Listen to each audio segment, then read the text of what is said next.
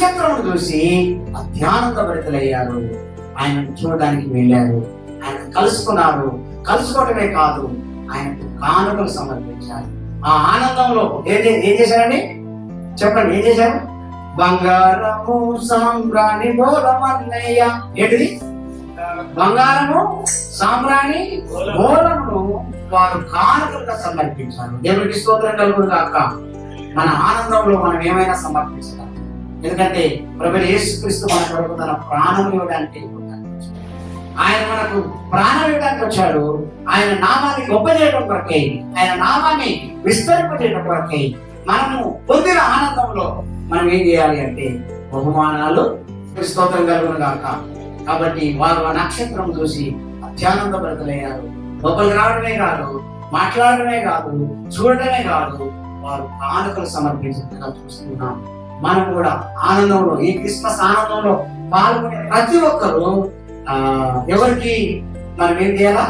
బహుమానం ఇవ్వాలి. దేని గురించి బహుమానము? యేసుక్రీస్తు జన్మను గుర్తెరిగి మనం బహుమానం ఇవ్వాలి. దేవునికి స్తోత్రం కలుగును గాక.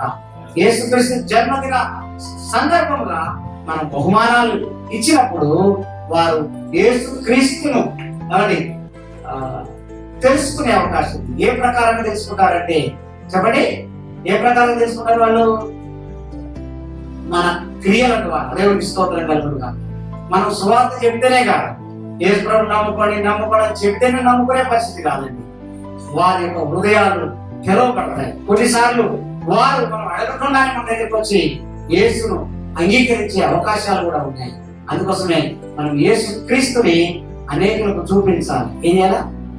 నక్షత్రం ఏం చేసిందండి చెప్పాలండి, ఏం చేసింది?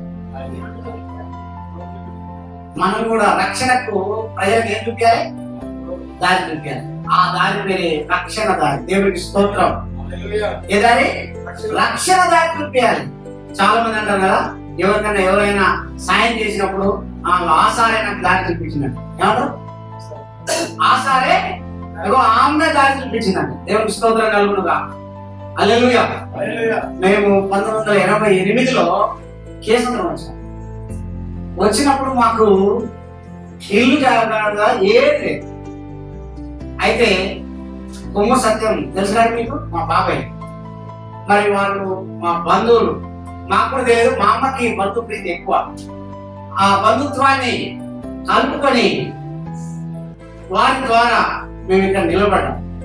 ఇంకొక మామయ్య వాళ్ళు ఉంటారు, వాళ్ళ ఇంటి పేరు బొడ్డూరు ఎక్కని వాళ్ళు. వాళ్ళ ద్వారా ఇక్కడికి వచ్చాము.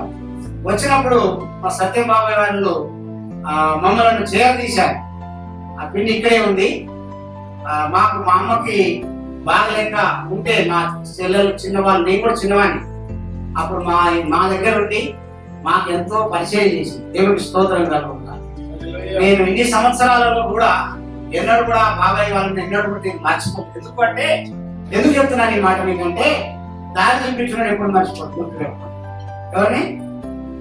దారి చూపించడంలోనే చిన్నపిల్లలు ఒక పాట ఉంటుంది. ఏం పాట అది? దారి చూపిస్తాడు రా దేవుడు, దారి చూపిస్తాడు రా.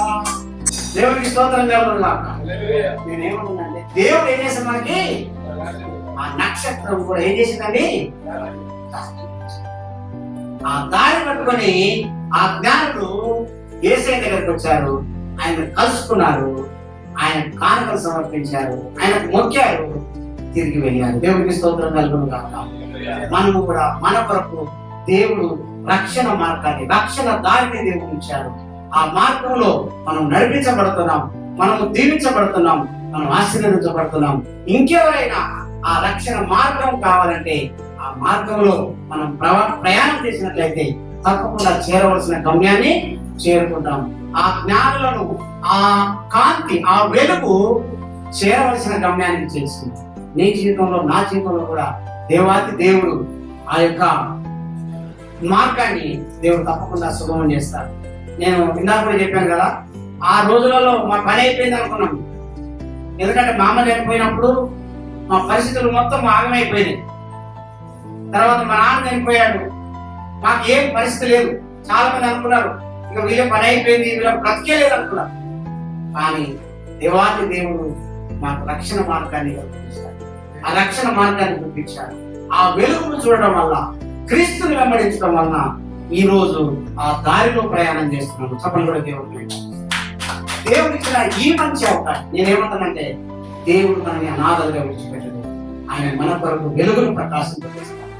దేవుడు మనల్ని చీకట్లను విడిచిపెట్టడు. ఆయన మనకు వెలుగును ప్రకాశింపజేస్తాడు.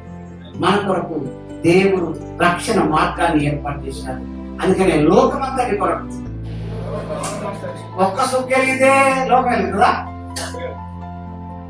అది ఎంత పెద్ద సుఖం మీరు అర్థం చేసుకోండి. అది ఎంత పెద్ద కాంతినిచ్చేదో అర్థం చేసుకోండి. ఆ నక్షత్రం స్టైలే వేరు. చెప్పండి, చెప్పాలి. ఆ నక్షత్రం యొక్క స్టైల్ వేరు, ఆ నక్షత్రం యొక్క పని వేరు, ఆ నక్షత్రం యొక్క ప్రభావం వేరు, ఆ నక్షత్రం యొక్క మహిమ వేరు, ఆ నక్షత్రం యొక్క వైభవం వేరు. ఎందుకంటే యేసు కొరకు ప్రకాశించే నక్షత్రాలుగా మనం సిద్ధపడాలి. ఆ నక్షత్రం ఆకాశంలో నుండి కనపడింది. ఈ నక్షత్రాలు ప్రజల్లో కనపడాలి. దేవుని స్తోత్రం. ఈ నక్షత్రాలు ప్రభు కొరకు ప్రకాశించాలి. ఆ ప్రకాశించే దీపాలుగా మనం ఉండాలని కోరుకుంటూ, ఆ రక్షణ మార్గంలో అనేకం నడిపించాలని కోరుకుంటూ, నాకు ఇచ్చిన ఈ మంచి సమయాన్ని బట్టి నేను దేవుని స్తుతిస్తూ, మరొకసారి దేవుని సేవకుడు జోసెఫ్ సురేష్ గారికి, సభాధ్యక్షుడు మహేందర్ గారికి నేను వందనాలు తెలియజేస్తూ ఈ నా మాటలు ముగిస్తున్నాను.